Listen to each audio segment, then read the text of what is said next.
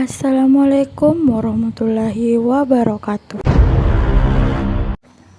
Kebangkitan Daulah Abbasiyah dimulai dari gerakan-gerakan terhadap kekuasaan Daulah Umayyah di Andalusia pada masa kepemimpinan Khalifah Hisham bin Abdul Malik.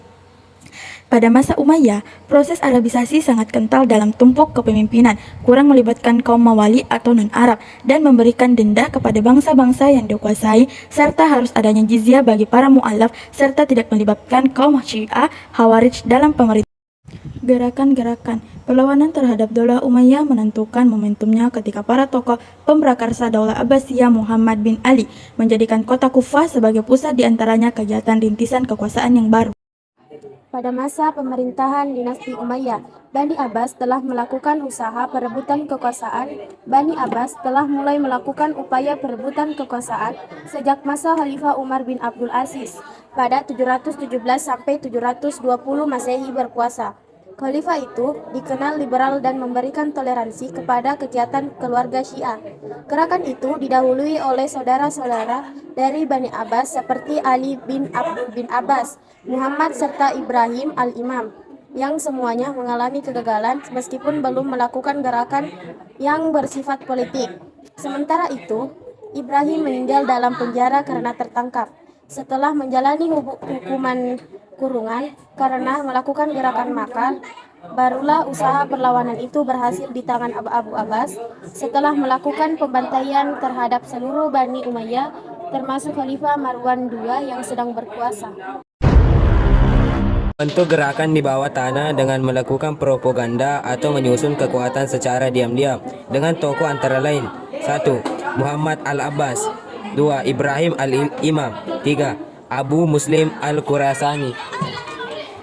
Dari tiga tokoh propaganda tersebut, Abu Muslim al-Khurasani merupakan propagandis yang paling sukses dan terkenal. 1. Menerapkan politik bersahabat. 2. Menggunakan nama Bani Hashim atau Ahlul Bait. 3. Menjadikan Khurasan sebagai pusat kegiatan gerakan Bani Abbas yang dipimpin oleh Abu Muslim al-Khurasani. 1.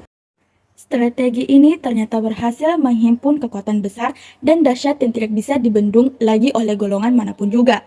Dalam perjuangan untuk mendirikan dinasti Abbasiyah, para tokoh pendiri dinasti ini menerapkan cara kepemimpinan yang bersifat kolektif atau kolonial leadership, namun tertutup dengan gerakan bawah tanah. Para tokoh pendiri dinasti Abbasiyah menetapkan 3 kota sebagai pusat kegiatan, yaitu Humaimah sebagai pusat perencana organisasi, Kufah sebagai kota penghubung, dan Khurasan sebagai pusat gerakan praktis.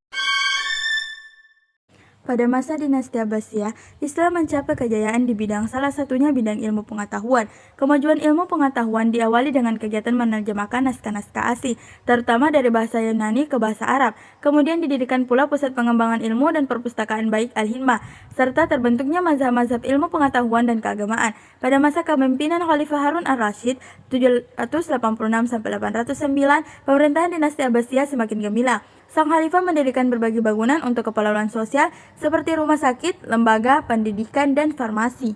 Di bidang sastra, kota Baghdad dikenal memiliki hasil karya yang indah dan banyak digandrungi masyarakat setempat. Di antaranya adalah Alif Lailah wa Lailah atau Kisah 1001 Malam. Di kota Baghdad pula lahir para ilmuwan, ulama, filsuf, dan sastrawan Islam ternama seperti Al-Khawarizmi atau ahli astronomi dan matematika, Al-Kindi, filsuf Arab pertama, dan Al-Razi, filsuf ahli fisika dan kedokteran.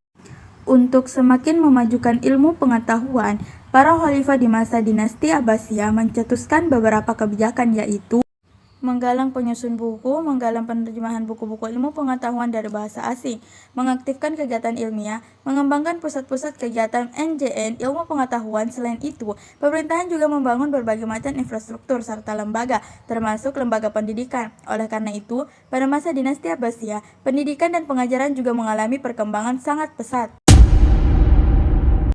Penyebab runtuhnya dinasti Abbasiyah adalah serangan bangsa Mongol yang berhasil menghancurkan kota Baghdad pada 1258. Tentara Mongol yang berkekuatan sekitar 200.000 orang menyerang Baghdad, khalifah terakhir Daulah Abbasiyah. Al-Mutashim benar-benar tidak berdaya membendung tentara Mongol sebanyak itu. Penyebab utama tentara Mongol menyerang Bani Abbasiyah ada dua, yaitu kekalahan Kekaisaran Khawarizmiyah yang secara tidak langsung menjadi benteng Abbasiyah dan Mongol. Selain itu, invasi bangsa Mongol juga dilatar belakangi motif ekonomi. Dengan serangan itu, bangsa Mongol berhasil menghancurkan kota Baghdad dan membakarnya. Berbagai fasilitas kota, seperti perpustakaan yang berisi berbagai macam peradaban dan ilmu pengetahuan, dihancurkan oleh tentara Hulagu Khan. Pasukan Hulagu Khan juga membunuh ribuan warga muslim Baghdad dan secara otomatis mengakhiri kekuasaan Bani Abbasiyah. Billahi taufiq wal hidayah. Wassalamualaikum warahmatullahi wabarakatuh.